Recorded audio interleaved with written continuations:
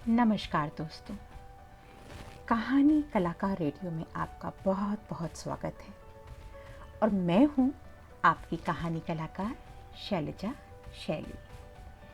हमेशा की तरह इस बार भी मैं लेके आई हूँ आपके लिए एक बहुत अच्छी सी प्यारी सी कहानी, पेड़ बस पेड़ नहीं।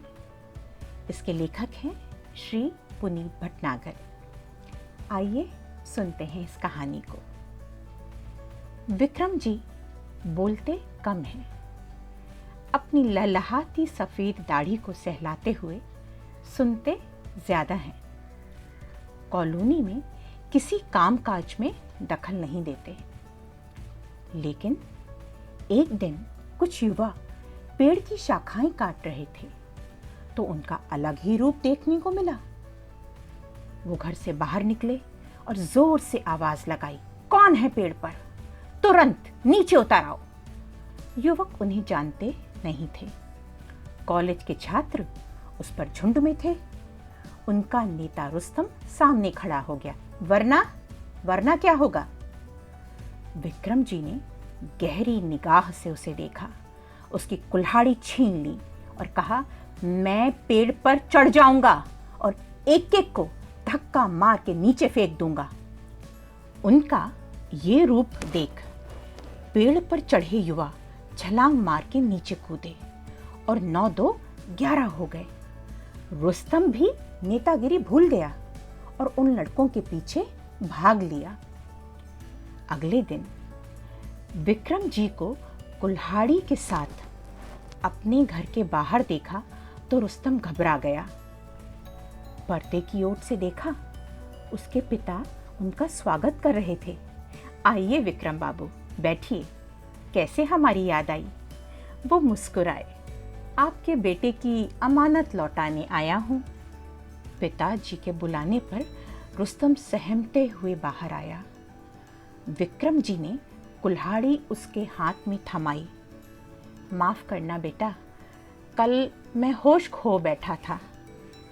रुस्तम ने कहा, नहीं, गलती मेरी थी, मुझे आपसे ऐसे बात नहीं करनी थी।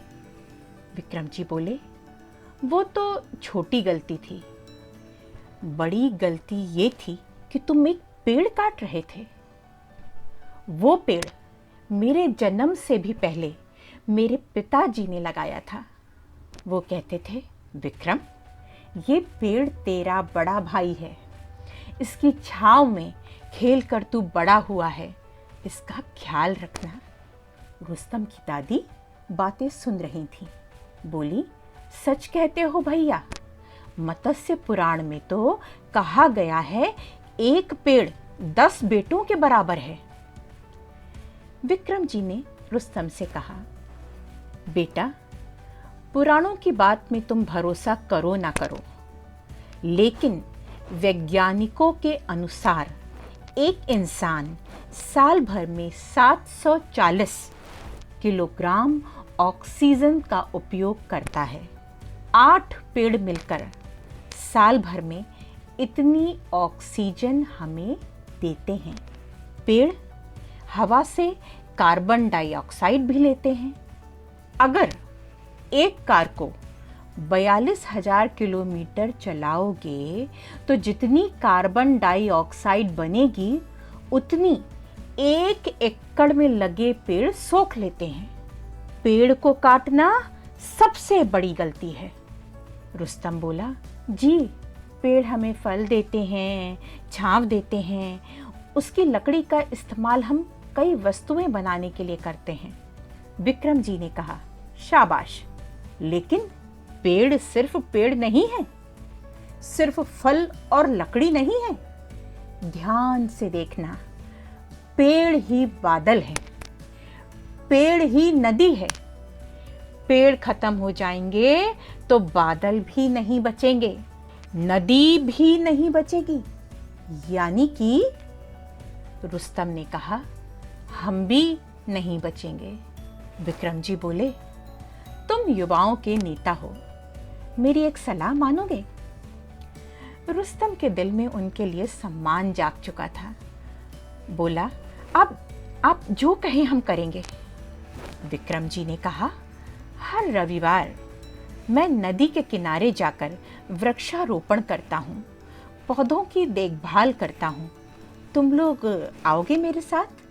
अब हर रविवार युवाओं की टोली नदी के किनारे पौधे लगाती है और उस कॉलोनी में लोग बर्थडे पर फूलों के गुलदस्ते नहीं देते, गमले में लगे पौधे उपहार में देते हैं। पेड़ बस पेड़ नहीं है। साथियों, ये कहानी आपको कैसी लगी मुझे बताइएगा ज़रूर। और बहुत बहुत धन्यवाद। शुभकामनाओं के साथ आपकी शैलजा।